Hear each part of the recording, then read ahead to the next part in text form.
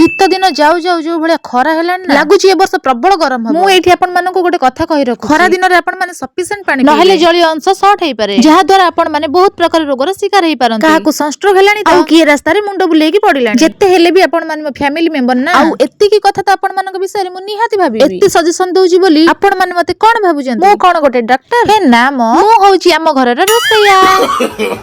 No, no, no, no. ଶୀତ ହଉ କି ଖରା ହଉ କି ବର୍ଷା ହଉ ପ୍ରତ୍ୟେକ ଦିନ ଆମକୁ ହିଁ ରୋଷେଇ କରିବାକୁ ପଡିବ। ଏଥିରେ ଭାବିବାରେ କଣ ଅଛି?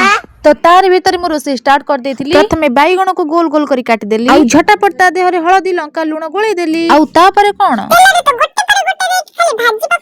ବାଇଗଣ ସବୁକୁ ଲାଲ ଲାଲ କରି ଭାଜି ସାରିବା ପରେ ସେମ କଡରେ ଭାଜି ଦେଇଥିଲି କୋବି। ତ ଆପଣଙ୍କ ସାଙ୍ଗରେ କଥା ହେବା ଭିତରେ ମୋ ରୋଷେଇ କାମ ବି କମ୍ପ୍ଲିଟ ହେଇଗଲାଣି। ଯେହେତୁ ଆଜି ଖରା ବେଳରେ କିଛି ରୋଷେଇ ନଥିଲା, ପଖାଳ ସାଙ୍ଗରେ ଖାଇବା ପାଇଁ ସାଇଡ ଆଇଟମ ଜମା 2ଟା ହେଇଥିଲା। ଆପଣ ମାନେ ବି ମଝିରେ ମଝିରେ ପଖାଳ ଖାଆନ୍ତୁ, ଆଉ ମୋ ଭଳିଆ ଅଲ ଟାଇମ ଫିଟ ରୁହନ୍ତୁ। ମୁଁ ତୁରନ୍ତ ସବୁ କାମ ଧନ୍ଦା ସାରି ଦେଇକି ବସି ପଡିଲି ଖାଇବା। କଥାରେ ପରା ଅଛି ଆମେ ଓଡିଆ ଆମ ପଖାଳ ଭାରି ବଢିଆ। ଯେତେ ଯାହା ଚିକେନ ମଟନ ବିରିୟାନୀ ଖାଇଲେ ବି ସୁଦ୍ଧା ସବୁ ଆମ ପଖାଳ କଂସାର ତଳେ। ମୁଁ ତ ମନ ଶାନ୍ତି କରି ଖାଇକି ପେଟ ଥଣ୍ଡା କରିଦେଲି।